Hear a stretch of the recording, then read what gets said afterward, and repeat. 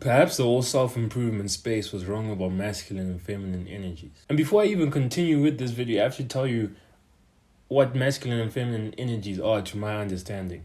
So the masculine energy is focused on doing. So ideally the masculine energy will set goals. It's focused on freedom from constraint. So it'll set goals and achieve them. So like achieving a goal would represent being freed from a certain constraint. Feminine energy is focused on being, the flow of life, the flow of love. So essentially, masculine is focused on doing and being a go-getter, whereas a feminine is focused on just being. And in the self-improvement space for men especially, we're told to be more masculine, and oftentimes we're told to be as masculine as possible. So ideally, TJ! So ideally, the more masculine you are, the better. But then that treats the world like black and white. We know that the world isn't black and white. We know that even with this masculine and feminine energies, it's not black and white. The world is a spectrum, and masculine and feminine energies are a spectrum. So it's not as simple as saying be more masculine or be more this. There has to be a bit of nuance to it. And I actually believe that the more you lean towards an extreme on either end, the more destructive it can become. Because imagine if you're so focused on being a go-getter, on doing, on like your purpose. It's like you wouldn't have time for your family. You wouldn't have time to even think about what you're doing. You'd just be focused on doing. And fair enough, it wouldn't hurt to become more masculine. Like genuinely, it would actually do a lot of us more good. But my issue is where you're told to be as masculine as possible. Like, the more masculine, the better. Because I simply don't think that's true. The controversial thing that I believe, and the point of this video is, yes, it's good to be more masculine. I'd actually like to be more masculine myself.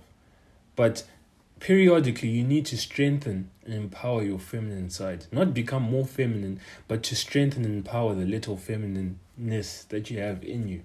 Because there's a purpose behind why more people want to become more masculine. Because they associate being more masculine with setting goals, with achieving them. Then achieving those goals will result in a better life quality. So essentially, you want to achieve your goals. You want to fulfill your purpose. So ideally, if you become more masculine, you'll be a go-getter. You'll be more focused on doing, on the mission. So there's a higher likelihood of you achieving or you fulfilling your purpose, right? But as I said, there's more nuance to these things. It's not just black and white. I don't think anyone can function being fully masculine or fully feminine. And perhaps that's why relationships are so important, because it's like you can balance each other out. But for a relationship to work, you need to be able to be fine on your own, if that makes sense. Because masculine traits are not limited to strength, assertiveness, determination, persistence, courage, protection, disagreeableness. And disagreeableness, you may think it's a bad thing, but everyone needs to be disagreeable to a certain extent, because you can't just agree with everything. So with those traits and characteristics which I've just mentioned, it's clear to see how they would be able to help you pursue your goals. However, feminine traits are not limited to intuition, creativity, compassion, empathy. See, now when I've listed those characteristics and traits, you'd be like, I want most of those. You probably want all of them. And I'm going to say something very, very controversial. The most successful men in history that I've looked at, they weren't just masculine. They empowered their feminine side as well. You look at Steve Jobs. People think that Steve Jobs was like this masculine go-getter guy who was ruthless. But he also embraced his feminine side because he was extremely creative. He was empathetic to the needs of his customers. You look at all these freedom fighters. Let's say you look at Martin Luther King, people who fought for human rights, Abraham Lincoln. Yes, they were very passionate towards achieving their goal. They were like go-getters. But they were intuitive. They knew what they needed to do. They thought a lot about it. They were empathetic to the struggles of certain people. I actually think to be more masculine, you have to empower your feminine side. Because when we look at one of the core roles of the masculine energy, which is protection, right? Can you protect someone efficiently if you don't have empathy, if you don't have compassion? With most people's purpose of becoming more masculine, which is to be able to achieve more goals, and that will lead to a better quality of life and all the things that entail in that statement, right? Sometimes when you're going after your goals, things just won't be working. Whatever you're doing won't be working. So if you are fully masculine, 100% masculine, you would still focus on doing more. on doing. However, if you embrace your feminine side periodically, you'd be able to have intuition, you'd be able to sit and really think, is this working? And to sense what the right thing is. And I truly mean sense.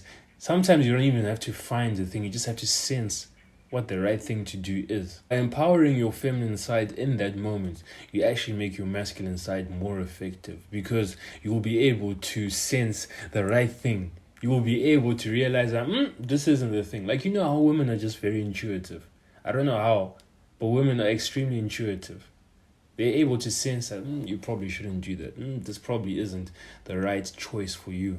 And to become as intuitive as women, like, I don't know, but to at least strengthen our intuition, that would help us a whole deal when it comes to being more masculine and achieving the goals. Because that's what we want. We want to achieve goals so that we have a better life, we have more wealth, we just have better life circumstances.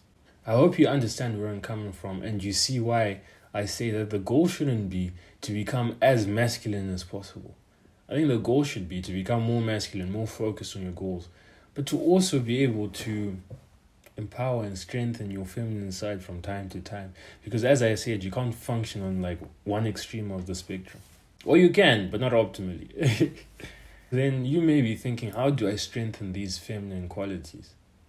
You use them. Like, it's as simple as that. But you only get the chance to use them when you just focus on being. So let's say you're running into a problem. Normally when you have a problem, that's when you focus on being. You just sit and you think about it. You use your intuition. You use certain character, whatever it is. You just sit.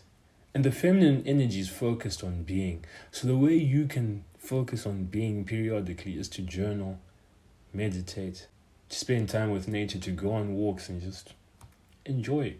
Not go on a walk with a certain objective, like I'm going to take 224 steps. I'm going to walk here. Just go on a walk and see where the walk takes you. But by doing that, it seems something menial, but by doing that, it's like you'll just strengthen your feminine qualities. So remember, the goal isn't to be as masculine as possible. The goal is to be more masculine, but to be extremely effective in achieving your goals. And to be extremely effective, you need to empower your feminine side from time to time.